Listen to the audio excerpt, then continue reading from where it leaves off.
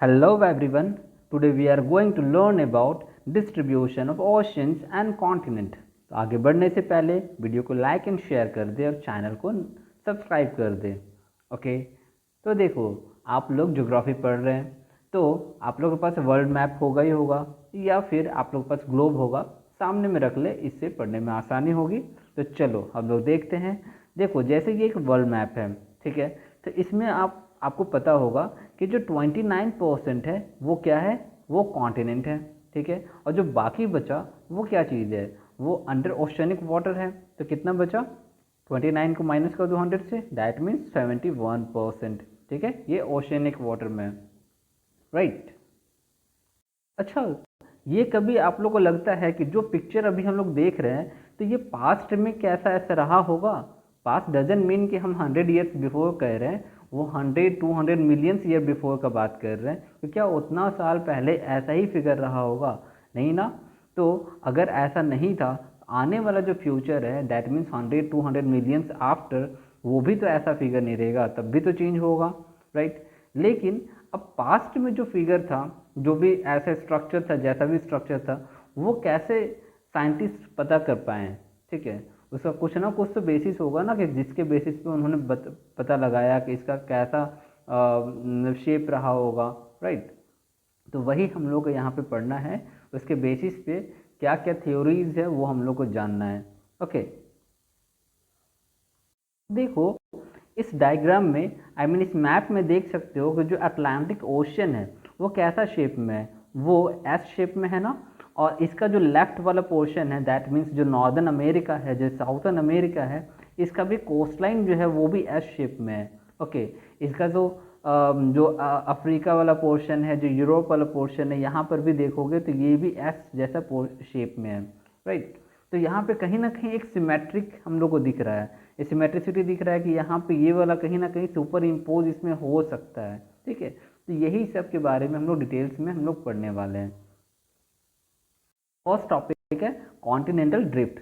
नाम से ही पता चल रहा है, दैट मीन्स जो कॉन्टिनेंट का ड्रिफ्ट होना, मतलब कि कॉन्टिनेंट शिफ्ट कर रहा है वहाँ से, ठीक है, एक जगह से दूसरी जगह शिफ्ट कर रहा है, ठीक है। तो सबसे पहले एक डच मैप मेकर थे जिनका नाम है अब्राहम ऑर्टिलियस।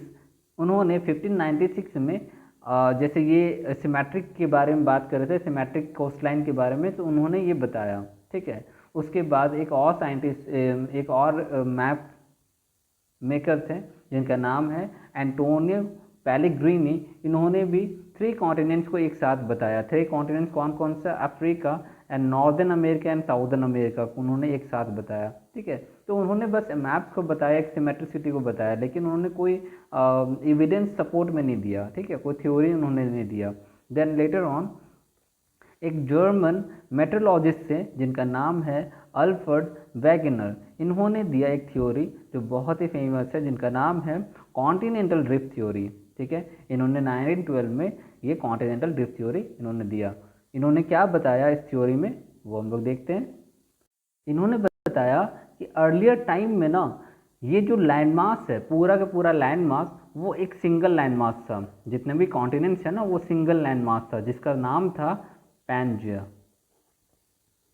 ठीक है। और जो बाकी जो वाटर बॉडी था, उसका नाम था पैंथलासा, ठीक है। इन्होंने ये बताया, ठीक है। और उसके बाद बहुत साल बाद, यानी अभी से भी अगर देखेंगे तो 200 मिलियन ईयर एगो, वो क्या हुआ, ये जो पैंजिया था वो फर्दर डिवाइड हुआ, ठीक है, ब्रेक हो गया। तो ब्रेक हुआ तो एक पार्ट गया नॉर्थ में, तो नॉर्दर्न वाला पार्ट को कहते हैं लॉरेशिया, और जो साउदर्न वाला था उसको कहते हैं गोंडवाना लैंड।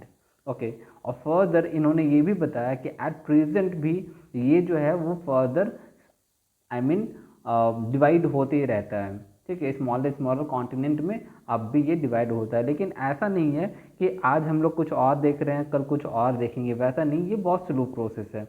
तो हो सकता है मिलियंस ऑफ ईयर आफ्टर हम लोग कुछ और यहाँ पे देख सकेंगे। और वैसे हम लोग नहीं रहेंगे, लेकिन कोई तो रहेगा हम लोग को जनरेशन, तो वो हम लोग को वो चीज़ को देख सकते हैं वो, राइट। कुछ इविडेंसेस है इस सपोर्ट में, कॉन्टिनेंटल ड्रिफ्ट के सपोर्ट में कुछ इविडेंसेस है, जिसमें फर्स्ट है मैचिंग ऑफ कॉन्टिनेंट्स। इसको अलग दूसरे नाम से क्या कहते हैं, जिग्सॉ फिट, ठीक है।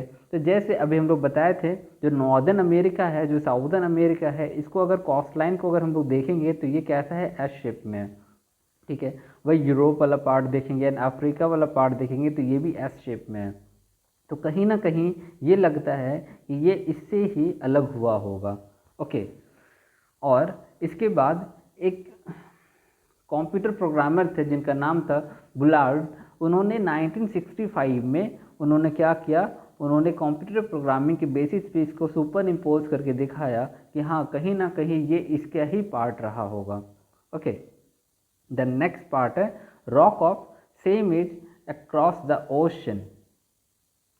देखो, रॉक्स का रेडियोमेट्रिक डेटिंग किया गया, ठीक है। इससे क्या पता लगा कि जो ब्राज़ील का जो यहाँ पर रॉक्स है, ये जो ब्राज़ील वाला पोर्शन है और जो दूसरा वेस्टर्न अफ्रीका वाला पोर्शन है, यहाँ पे जो रॉक्स है ये अराउंड 2000 मिलियन ईयर्स बिफोर के हैं, ठीक है। तब उस समय के वो रॉक्स हैं, ठीक है। और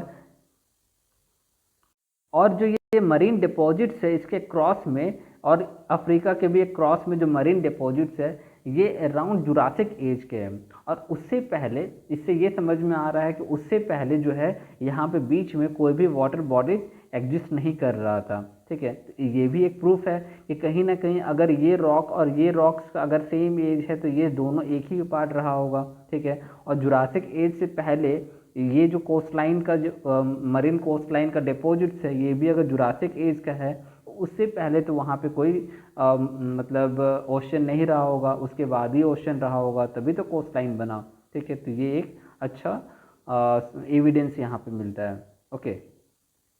देन नेक्स्ट है टिलाइट। देखो ये क्या बताता है कि जो डिपॉजिट्स ऑफ ग्लेशियर थे, ठीक है, उससे क्या फॉर्मेशन हो रहा था, उससे सेडिमेंट्री रॉक्स का फॉर्मेशन हो रहा था, ठीक है। जो गोंडवाना सिस्टम ऑफ सेडिमेंट्स है इंडिया में जो मिलता है वो 6 डिफरेंट लैंड मास का पार्ट है, ठीक है, जो कि साउदर्न हेमिस्फेयर में पाया जाता है, ठीक है। जैसे ये जो थिक टिलाइट है ना, वो शो करता है कि बहुत टाइम तक यहाँ पे ग्लेशिएशन हुआ था, डैट मीन्स बर्फ जमा था वहाँ पे। तो ये बर्फ़ कहाँ पे जमता है, बेसिकली ये नॉर्थ पोल में होगा या साउथ पोल में होगा, लेकिन ये कहाँ पे पाया जा रहा है, ये पाया जा रहा है अफ्रीका में पाया जा रहा है, फारप्लेन आइलैंड्स में पाया जा रहा है, मेडागास्कर में है, अंटार्कटिका में, ऑस्ट्रेलिया में, इंडिया में भी पाया जा रहा है, ठीक है। तो दैट मीन्स ये सब के सब एक ही कॉन्टिनेंट का पार्ट था, ठीक है। तो इससे क्या पता चल रहा है कि हाँ ड्रिफ्टिंग ऑफ कॉन्टिनेंट हो रहा है, ठीक है। और साथ ही साथ ये एविडेंस दे रहा है पैलियो क्लाइमेटिक कंडीशन का एविडेंस मिल रहा है। ओके। देन नेक्स्ट है प्लेसर डेपोजिट। तो देखो प्लेसर डेपोजिट में क्या है कि अगर देखोगे जैसे घाना कोस्ट में देखोगे या फिर जैसे घाना कोस्ट में अगर देखोगे तो वहाँ पे गोल्ड का डिपॉजिट है, ठीक है, वहाँ पे गोल्ड पाया जाता है, लेकिन वहाँ पे कोई सोर्स ऑफ रॉक नहीं है जिससे हम कह सकते हैं कि हाँ वहाँ पे गोल्ड पाने का कोई संभावना था, लेकिन वहाँ पाया जाता है। लेकिन उसी का अगर हम लोग देखेंगे जस्ट अपोजिट में ब्राज़ील में, तो ब्राज़ील में वहाँ पर हम लोग क्या मिल रहा है, वहाँ पे मिल रहा है gold, I mean source of rock मिल रहा है ब्राज़ील में, ठीक है। तो इससे क्या पता चल रहा है कि वो दोनों एक ही पार्ट था, ठीक है, कहीं ना कहीं एक ही कॉन्टिनेंट का वो पार्ट था। नेक्स्ट एविडेंस है डिस्ट्रीब्यूशन ऑफ फॉसिल्स। फॉसिल्स में यहाँ पे प्लांट और एनिमल दोनों का होगा, I mean flora and fauna दोनों का होगा, ठीक है। तो जैसे एक चीज़ यहाँ पे देख रहे हैं, जैसे लैमोर्स जो है, जैसे ये पिक्चर में जो आप देख रहे हो, ये कहाँ पे पाया जाता है, ये पाया जाता है इंडिया में, मेडागास्कर में, अफ्रीका में पाया जाता है। एक कंक्लूजन मिल रहा है कि एक लैंड मास था लेमोरिया जो कि तीनों लैंड मास को वो कनेक्ट कर रहा होता है, आई मीन कनेक्टेड था, इंडिया, मेडागास्कर, अफ्रीका, तीनों लैंड मास एक साथ था, ठीक है, लेमोरिया, जहाँ पे लैमोर्स पाए जाते थे, ठीक है। नेक्स्ट एक और है जिसका नाम है मेसोसॉरस। ओके। ये जो रेप्टाइल है ये सिर्फ शैलो ब्रैकिश वाटर में मतलब क्या हो गया कि जहाँ पे हल्का पानी हो, मतलब ज़्यादा गाढ़ा ना हो, ज़्यादा डेप्थ ना हो। ब्रैकिश मीन्स होता है खारा पानी, ठीक है। तो ज़्यादा अगर डेप्थ ना हो इसका मतलब कि सामने ही में होगा, समुद्र जो कोस्टल रीजन है उसके सामने कोस्टल रीजन के बारे में बात कर रहे होंगे, ठीक है।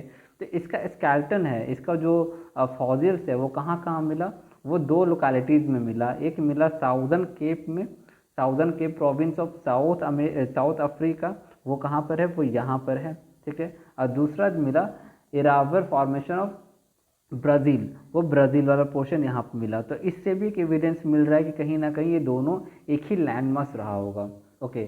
और ये मतलब इससे भी तो है ना कि रेप्टाइल है, ये सिर्फ शैलो ब्रैकिश वाटर में रहता है, तो यहाँ तो क्रॉस नहीं कर सकता है वो, ठीक है। तो कहीं ना कहीं एक ही वो लैंड मास रहा होगा जब एक ही लैंड मास था तब इसका एग्जिस्टेंस था, ठीक है। अभी ये ख़त्म हो गया। देखो, अब अल्फ्रेड वैगनर ने इतना सारा मतलब ये थ्योरी इन्होंने दिया, कॉन्टिनेंटल ड्रिफ्ट थ्योरी इन्होंने दिया, और इसके प्रूफ में सपोर्ट में बहुत सारे इतने सारे एविडेंस दिया। तो इनसे पूछा गया कि अच्छा क्या हो सकता है, ये जो शिफ्टिंग है, ये जो ड्रिफ्टिंग है कॉन्टिनेंट्स का, इसके पीछे का रीज़न क्या हो सकता है। तो इन्होंने बताया पहला reason force fleeing forces, sorry pole fleeing forces. Pole fleeing forces means क्या होता है, जैसे ये अर्थ है, ठीक है, इसका एक्सिस है, ठीक है, ये रोटेट कर रहा है, ठीक है। तो रोटेट कर रहा है, तो रोटेट करने की वजह से क्या हो रहा है कि यहाँ पे बल्ज हो रहा है ना, इक्वेटर वाला पोर्शन जो है वो बल्ज हो रहा है, ठीक है। तो इनका यही कहना है कि रोटेशन के वजह से क्या हो रहा है कि एक फोर्स लग रहा है जिसके वजह से ये शिफ्टिंग हो रहा है, मीन ड्रिफ्टिंग हो रहा है, ठीक है। और दूसरा था tidal force. Tidal force means क्या हो गया, वही हाई टाइड लो टाइड। ये होता कैसे, ये हो गया फोर्स किसके किसके बीच में, ये फोर्स होता है अर्थ, देन मून और प्लस सन, ये तीनों के बीच का जो फोर्स होता है ना, इसके वजह से ही टाइडल फोर्स होता है, टाइड होता है, हाई टाइड लो टाइड होता है। तो इन्होंने बताया कि टाइडल फोर्स के वजह से, और दूसरा जो पोल फ्लीइंग फोर्सेस है इसके वजह से ही ये जो है ड्रिफ्टिंग होता है। लेकिन जो साइंटिस्ट थे वहाँ पे, दूसरे साइंटिस्ट थे, इनको कहीं ना कहीं ये जो सपोर्ट में इन्होंने जो आंसर दिया कि इसके वजह से हो रहा होगा, तो ये सेटिस्फैक्ट्री नहीं था, ठीक है। तो फर्दर अब हम लोग नेक्स्ट लेक्चर्स में हम लोग देखेंगे कि क्या क्या पॉसिबिलिटीज़ था, क्या क्या पॉसिबिलिटीज़ था जिसके वजह से ड्रिफ्टिंग हुआ, ठीक है। ड्रिफ्टिंग तो हुआ, लेकिन इसके पीछे का रीज़न क्या था वो हम लोग फर्दर वीडियोज़ में देखेंगे। तो आगे जानने के लिए आप लोग नेक्स्ट वीडियो देखिएगा, ओके। तब तक के लिए बाय, ऑल द बेस्ट, जय हिंद।